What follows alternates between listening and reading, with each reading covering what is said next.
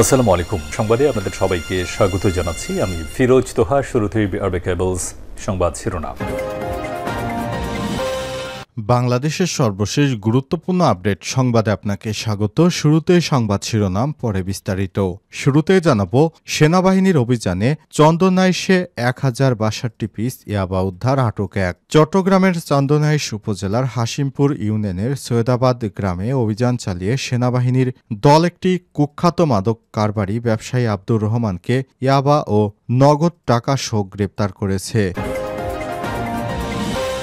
এরপর জানাবো, সাংবাদিক ইলিয়াস হোসেনকে গ্রেপ্তারের খবরটি গুজব। সম্প্রতি সামাজিক যোগাযোগ মাধ্যমে একটি তথ্য ছড়িয়ে পড়েছে, যেখানে দাবি করা হয়েছে যুক্তরাষ্ট্র প্রবাসী আলোচিত সাংবাদিক ইলিয়াস হোসেনকে গ্রেপ্তার করেছে নিউ ইয়র্কের পুলিশ। ফেসবুকের বিভিন্ন গ্রুপ অ্যাকাউন্ট থেকে এমন তথ্যটি প্রচার করা হয়েছে। তবে এ বিষয়ে ফ্যাক্ট চেক রিমার স্ক্যানার জানিয়েছে বিষয়টি সত্য নয়। 2024 সালের 18 ফেব্রুয়ারি দেশের একটি গণমাধ্যমে বিষয়টি নিয়ে প্রতিবেদন করেছিল।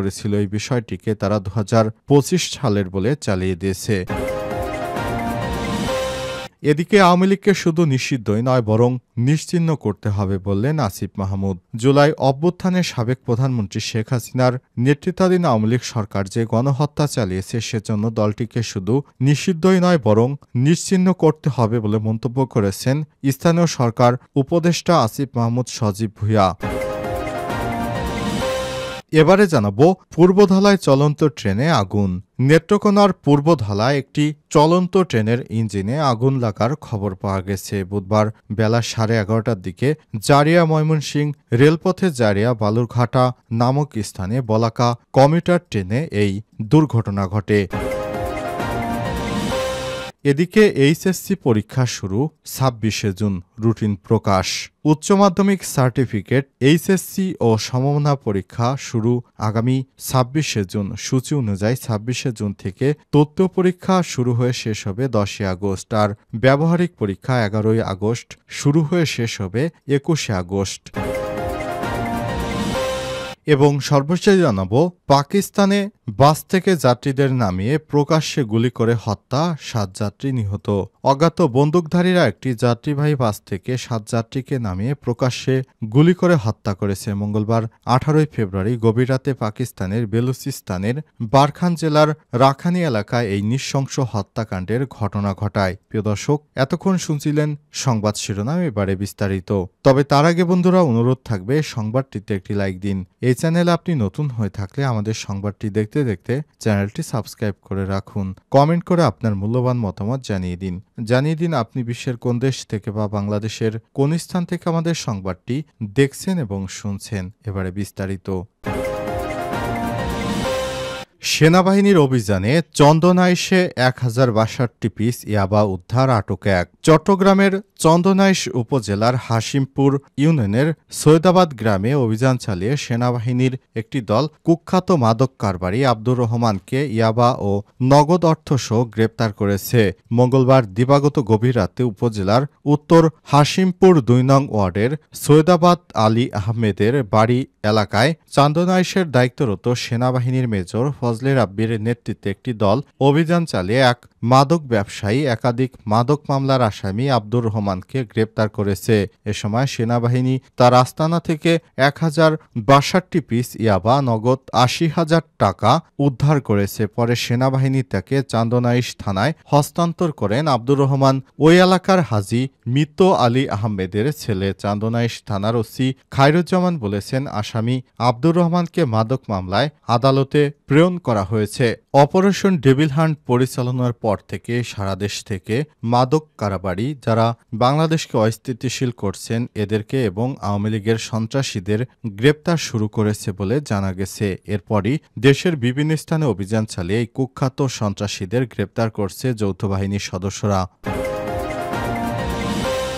সাংবাদিক ইলিয়াস হোসেন গ্রেপ্তারের খবরটি গুজব। সম্প্রতি আলোচিত যোগাযোগ মাধ্যমে একটি তথ্য ছড়িয়ে পড়েছে, যেখানে দাবি করা হয়েছে যুক্তরাষ্ট্র প্রবাসী আলোচিত সাংবাদিক ইলিয়াস হোসেনকে গ্রেপ্তার করছে নিউ ইয়র্ক পুলিশ। ফেসবুকের বিভিন্ন গ্রুপ ও অ্যাকাউন্ট থেকে এমন তথ্য প্রচার করা হচ্ছে। এ নিয়ে অনুসন্ধানে প্রাসঙ্গিক কিওয়ার্ড সার্চ করলে 2024 সালের 18 ফেব্রুয়ারি দেশের একটি গণমাধ্যমে এ বিষয়ে প্রতিবেদন পাওয়া যায়। নিউ ইয়র্ক পুলিশের হাতে ইলিয়াস হোসেন গ্রেপ্তারের শিরোনামে প্রকাশিত ওই প্রতিবেদন থেকে জানা গেছে, গত বছরের 18 ফেব্রুয়ারি সকালে নিউ ইয়র্কের স্ট্যাটেন আইল্যান্ডে এলাকা থেকে ইলিয়াস হোসেনকে গ্রেপ্তার করা হয়েছিল।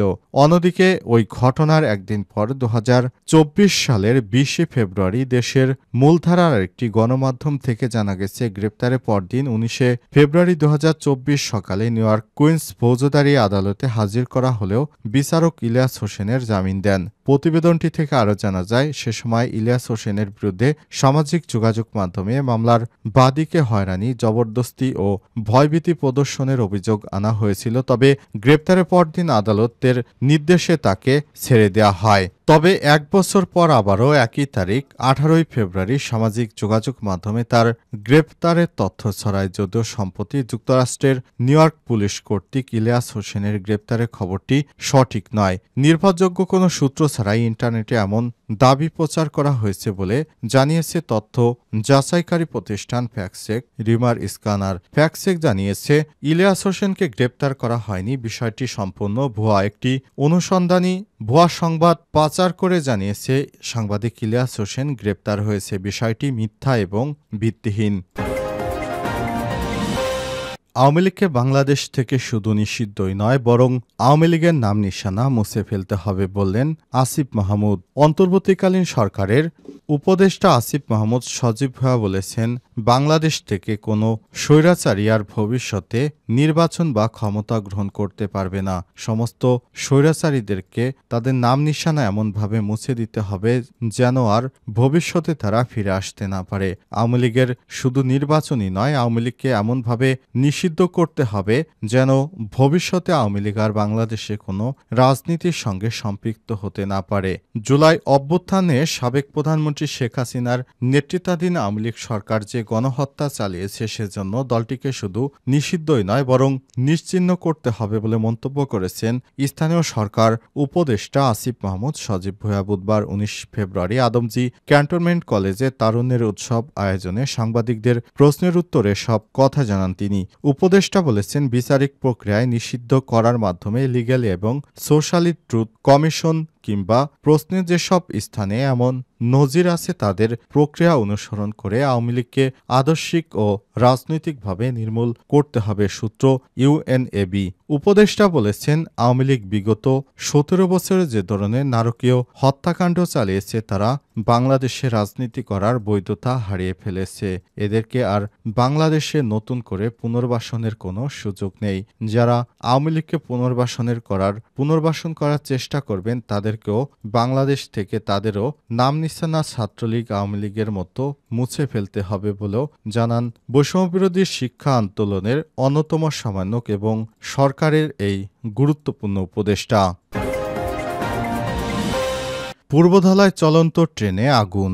নেত্রকোনার পূর্বধলা একটি চলন্ত ট্রেনের ইঞ্জিনে আগুন লাগার খবর পাওয়া গেছে। বুধবার বেলা 11:30টার দিকে জারিয়া ময়মনসিংহ রেলে পথের জারিয়া বালুঘাটা নামক স্থানে বলাকা কমিউটার ট্রেনে এই দুর্ঘটনা ঘটে। ট্রেনটি সুপারভাইজার ইউনুস আলী জানান, ভোরে 50 নং বলাকা কমিউটার ডাউন ট্রেনটি ঢাকার কমলাপুর রেলওয়ে স্টেশন ছেড়ে ময়মনসিংহ হয়ে জারিয়া যাচ্ছিল। বেলা 11:30টার দিকে জারিয়া স্টেশনে পৌঁছানোর আগেই জারিয়া বালুঘাটা নামক স্থানে ট্রেনের ইঞ্জিন অস্বাভাবিকভাবে কালো ধোঁয়া আর আগুন দেখতে পায়। ঘটনার প্রত্যক্ষদর্শী জারিয়া এলাকার বাসিন্দা মানিক মিয়া বলেছেন, রেললাইনের পাশেই তিনি বড় জমিতে কাজ করছিলেন। হঠাৎ করে বলাকা ট্রেনের ইঞ্জিনে আগুন জ্বলতে দেখে তিনি দৌড়ে সেখানে গিয়ে ট্রেনের যাত্রীরা কাদামাটি ছিটিয়ে আগুন নেভানোর চেষ্টা করে। ট্রেনের ইঞ্জিনে থাকা লোকোমাস্টার কৃষ্ণ রায় বলেছেন, ইঞ্জিনে অস্বাভাবিক কালো ধোঁয়ার পাশাপাশি আগুন ধরে যায়। তখন ইঞ্জিন নামিয়ে ফেলি। স্থানীয় ফায়ার সার্ভিসকে খবর দিলে ফায়ার সার্ভিসের কর্মীরা ঘটনাস্থলে আসার আগেই যাত্রীসহ স্থানীয় লোকজন প্রায় ৪৫ মিনিট চেষ্টা করে পানি ও কাদা ছিটিয়ে আগুন নিভাতে সক্ষম হয়। তবে কী কারণে এই ঘটনা ঘটছে এই মুহূর্তে বলা না গেলেও মনে হচ্ছে ইঞ্জিনে ওভারহিটের কারণে এ ধরনের অগ্নিকাণ্ডের ঘটনা ঘটেছে। পূর্বধলা fire service official leader Al Mamun বলেছেন, 999-এ কল পেয়ে তাৎক্ষণিক তারা রওনা হলেও বিলের ধারে যাওয়ার পর ঘটনাস্থলে পৌঁছাতে বিলম্বিত হয়। ততক্ষণে স্থানীয় বাসিন্দারা আগুন নিয়ন্ত্রণে নিয়ে এসেছে।